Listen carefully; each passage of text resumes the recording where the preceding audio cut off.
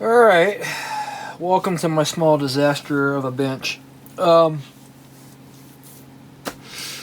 don't normally do video requests, but someone left a comment that,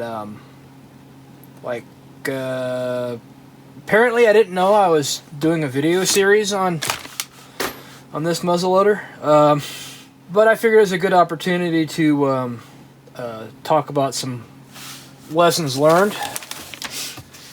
Now, I'm not really a, muzzleloader for me isn't the season. For me, it's just another season, so... Crucify him. But, I'm definitely stepping up my game this year.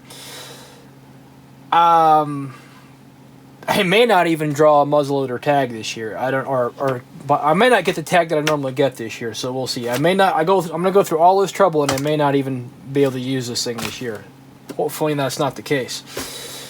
The biggest change is that I'm moving away from pellets.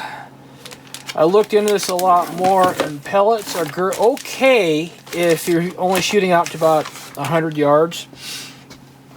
But as propellant goes, I think these have the largest standard deviation you could have out there. After really looking into it, I guess pellets deteriorate over time. It has something to do with the humidity in the air. So I went ahead and packed what pellets I do have to keep them exposed to air. But those are kind of on backup now, because the biggest change this year is I'm switching over to loose powder. The two biggest reasons to switch to loose powder is that this stuff has a shelf life, whereas pellets don't really. Over time, I think after a couple years, and then they're just going to be going all over the place.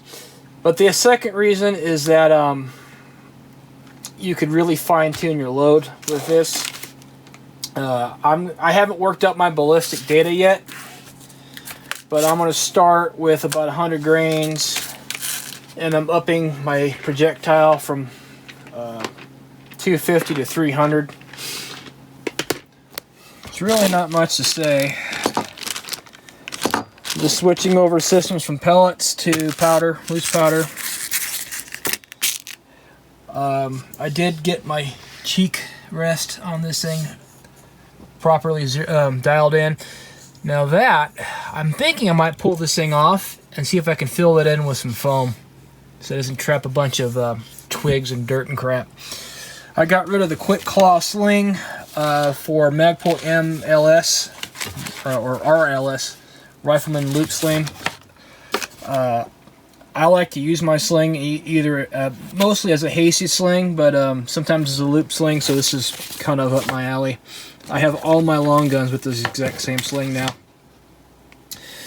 And I got an Anarchy Outdoors muzzle brake. I waited till they had this gray Cerakote color in stock, and then I ordered it then. Hopefully I don't have deflection issues with sabots on this. These were on clearance. Hopefully they do okay. If anything, I have a bunch of cheap range ammo, as that goes. These are not cheap and not easy to come by. Now this is my ballistic data for a 150 yard zero, 250 grain Barnes TEZ, and with 100 grains of pelletized powder. So I'm going to have to completely redo my ballistics data on this. I'm undecided whether or not I'm going to do a 100 or 150 yard zero, but this is what I was rolling with before, using Vortex Deadhold BDC reticle.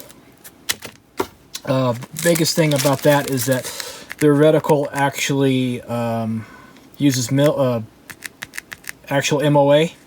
It's not like some Lithuanian tape measure. So if you know what MOA the reticle is, then you can use it for windage holdover, which is what this is for.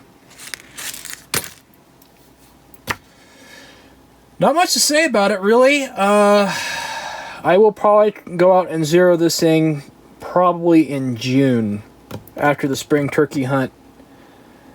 I'll go out and zero this thing and place trail cameras. All right, that's all I got. Have a good one.